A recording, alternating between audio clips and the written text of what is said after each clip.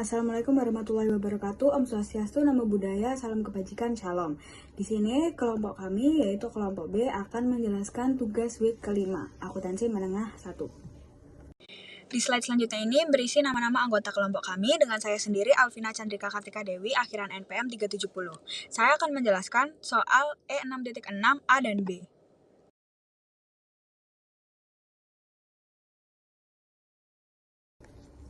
Selanjutnya yaitu nomor 6.6 yang B. Jadi nomor 6.6 yang B ini pertanyaannya adalah apakah dana yang terkumpul pada akhir 15 tahun cukup untuk melunasi obligasi senilai 20 juta won jika Ronwu Ltd menyetor dana tahunan sebesar 620.000 won dengan bunga 10%.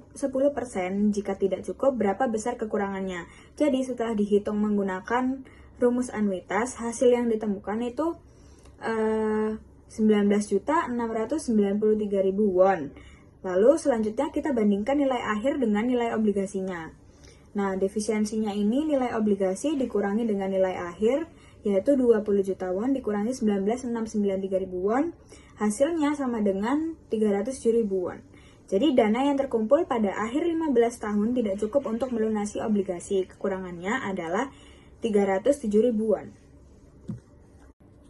Selanjutnya untuk soal 6.6b, pertanyaannya yaitu apakah dana yang terkumpul pada akhir 15 tahun cukup untuk melunasi obligasi senilai 20 juta won jika Ronwu Ltd menyetor dana tahunan sebesar 620.000 won dengan bunga 10%. Jika tidak cukup, berapa besar kekurangannya? Jadi pertama-tama kita akan menghitung nilai akhir future value dari setoran tahunan menggunakan rumus anuitas, yaitu FV sama dengan P dikali buka kurung 1 plus R tutup kurung pangkat N min 1 tutup kurung dibagi R. Nah, setelah dihitung berdasarkan slide yang ditampilkan ini, hasilnya yaitu 19.693.000 won. Nah, lalu kita bandingkan nilai akhir dengan nilai obligasi dengan mengurangi nilai obligasi dikurangi dengan nilai akhir. Nah, setelah dikurangi, di sini kan tertulis 20 juta won dikurangi 19.693 won. Nah, hasilnya itu 307.000 won. Kan saya Anissa Indrawati Nur Arofa dengan NPM akhir 416. Di sini saya akan melanjutkan soal E6.6 pada poin C. Presiden John Rivera memiliki dua pilihan dalam menerima bonus gaji.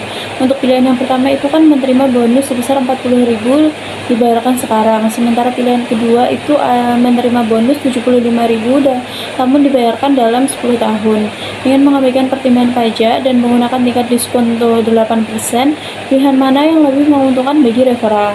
Diketahui kan pilihan pertama itu ada 40.000 dibayarkan sekarang, sementara pilihan kedua 75.000 dibayarkan dalam 10 tahun. Untuk future value-nya itu ada 75.000, lalu untuk N-nya itu ada 10 dan tingkat diskontonya ada 8% atau 0,08. Untuk perhitungannya itu ada present value sama dengan future value dibagi kurung 1 ditambah R lalu dikalikan dengan N.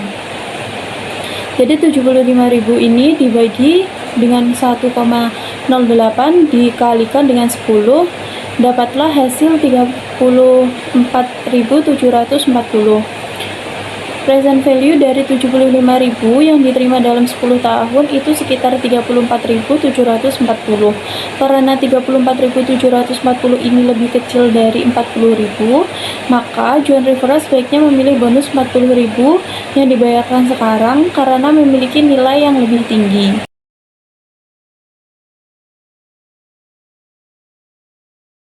Di sini saya akan melanjutkan menjelaskan poin E6.15, yaitu directly baru saja menerima bonus tanda tangan sebesar 1 juta dolar.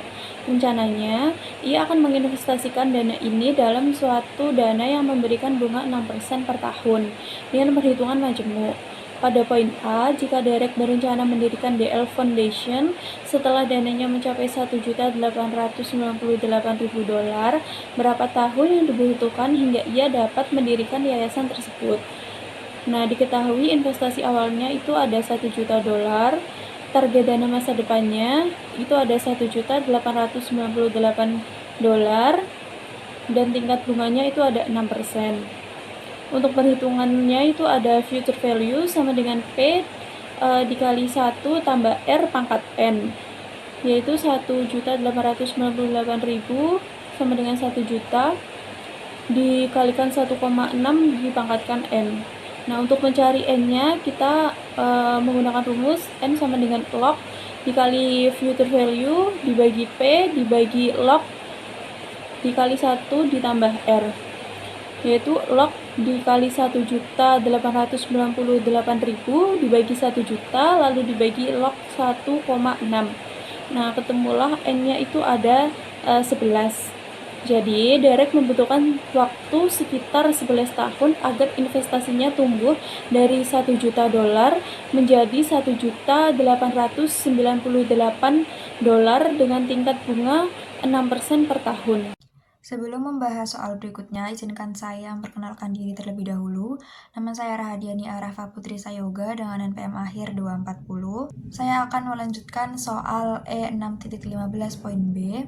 Di sini disebutkan, alih-alih menginvestasikan seluruh 1 juta dolar, Lee menginvestasikan 300.000 dolar hari ini dan berencana untuk melakukan 9 investasi tahunan yang sama ke dalam dana tersebut dimulai 1 tahun dari sekarang.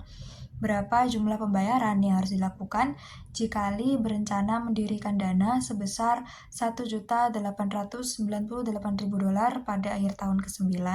Yang kita ketahui di sini adalah investasi awal sebesar 300.000 dolar, lalu tingkat bunganya adalah 6% per tahun, jumlah tahunnya ada 9, dan nilai akhir yang diinginkan Lee adalah 1.898.000 dolar. Nah, berapa pembayaran tahunan yang harus ia lakukan? Jadi yang pertama kita harus mencari tahu future value dari investasi awal dan future value dari anuitas. Yang pertama kita akan mencari tahu future value yang pertama dengan rumus present value 1 dalam kurung FVF NI. N adalah jumlah tahun dan I adalah tingkat bunganya atau R, sama saja. Jadi PV1-nya adalah 300.000 present value yang sekarang, dikali 1 ditambah R pangkat N. 300.000 dikali 1,6 pangkat 9 dengan hasil 506.843. Itu untuk future value dari investasi awal. Nah, selanjutnya kita akan mencari tahu future value dari anuitasnya dengan rumus future value total dikurangi future value yang pertama. Kan yang dia inginkan adalah 1.898.000, kita kurangkan dengan future value yang pertama sebesar 506.843 dan total akhirnya 1.391.157. Untuk mencari tahu pembayaran tahunan yang harus ia lakukan, jadi kita harus menggunakan rumus future value yang kedua dikali dengan R atau I, lalu dibagi 1 plus R pangkat N kurangi 1, yakni 83.469 per 1,689478959, dan hasil akhirnya yakni 121.060.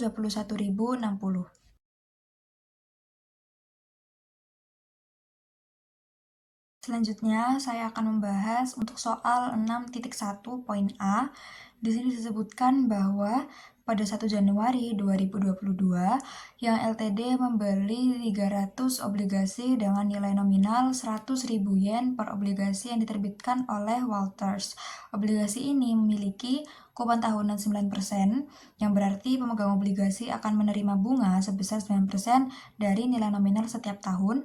Lalu jangka waktu 10 tahun dengan jatuh tempo pada 1 Januari 2032 dan pembayaran bunga tahunan dimulai pada 1 Januari 2023. Namun yang LTD membeli obligasi ini untuk menghasilkan tingkat pengembalian 11% per tahun, bukan 9%.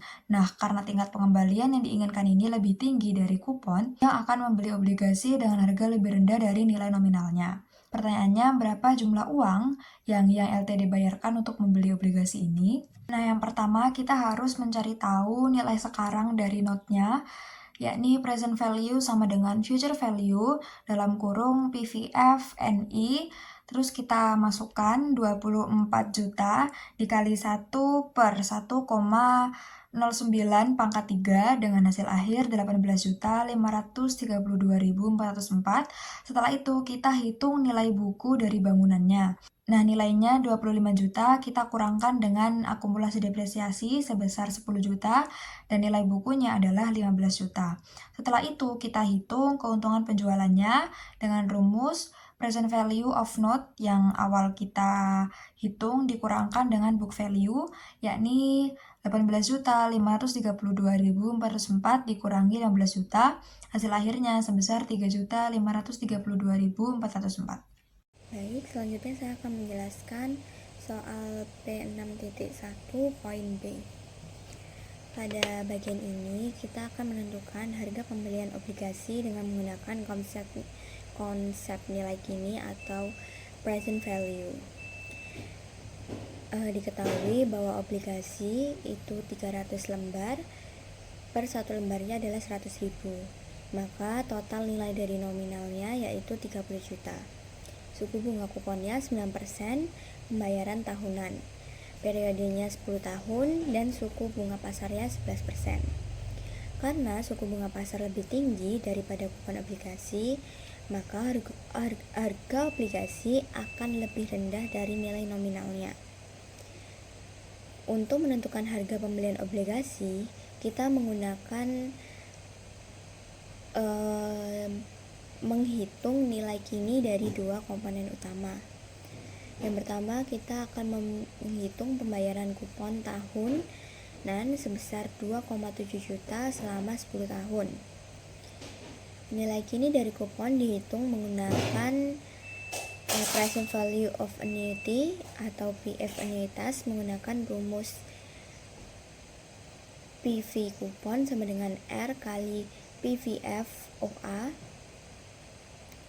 di mana rumus perhitungan dari PVF-OA-nya sudah ada pada gambar bagian atas yang menghasilkan nilai sebesar 5,8892 dikalikan dengan R-nya yaitu sebesar 2,7 juta menghasilkan nilai 15.901.000.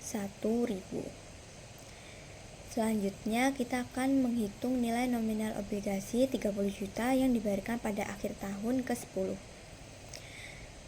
Nilai kini dari nilai nominal dihitung menggunakan present value of a single sum menggunakan rumus PV nilai sama dengan FV kali PVF, di mana perhitungan PVF sudah ada di bagian bawah, gambar bagian bawah, menghasilkan nilai 0,3504, di mana nilai ini itu berbeda dengan di tabel karena dalam perhitungannya itu kita itu dibulatkan nilainya sehingga hasilnya itu sedikit berbeda.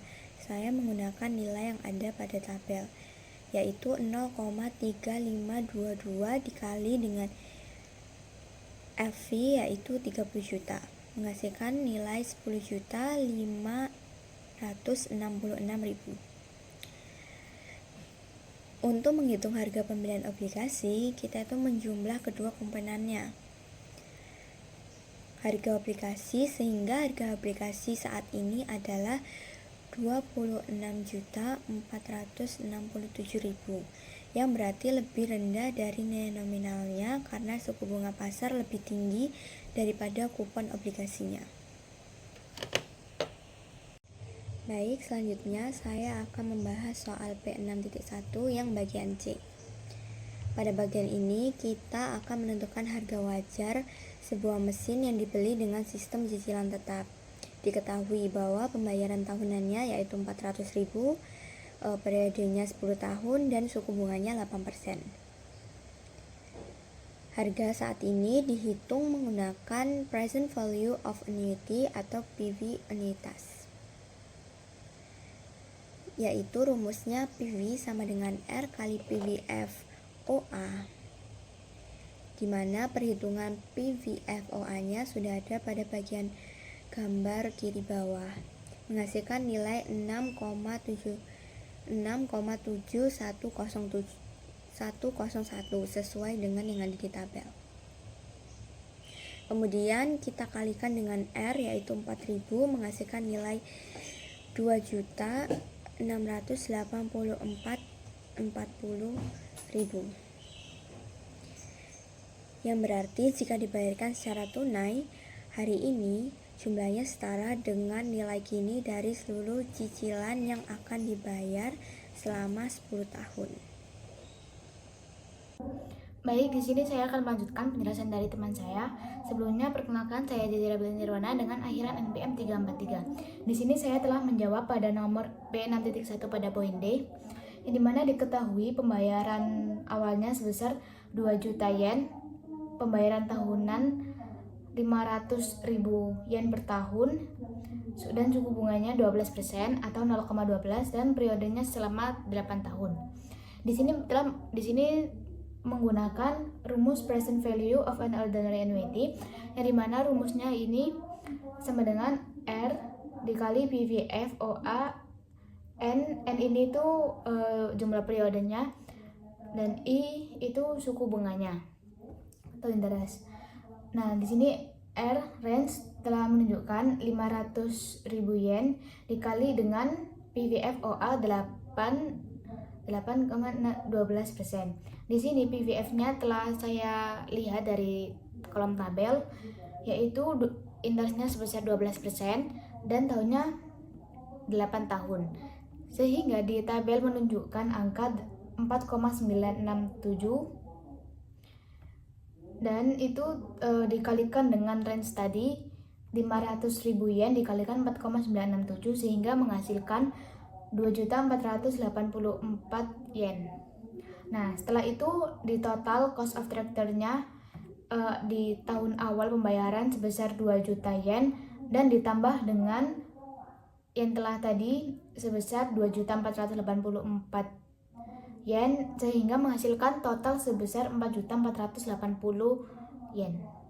Baik, di sini saya melanjutkan pada nomor P6.1 poin E, yang dimana diketahui dengan jumlah penarikan tunai sebesar 12 juta yen, tingkat bunga per tahun 11% atau 0,11 dan periode selama 9 tahun. Lalu di sini itu menggunakan present value of an ordinary annuity, yang dimana rumusnya ini range dikali PVF OA N-nya itu sebesar 9 tahun dan I interestnya sebesar suku bunganya 11%. Nah, pada PVFO-nya ini telah saya lihat dari kolom tabel, yaitu menunjukkan di angka 5,537. Langsung saja di sini range-nya sebesar 12 juta yen dan dikalikan dengan PVF tadi sebesar 5,537 sehingga menghasilkan 440.000 yen. Sekian dari kelompok kami. Bila ada salah kata atau ada kurangnya mohon dimaafkan. Wassalamualaikum warahmatullahi wabarakatuh.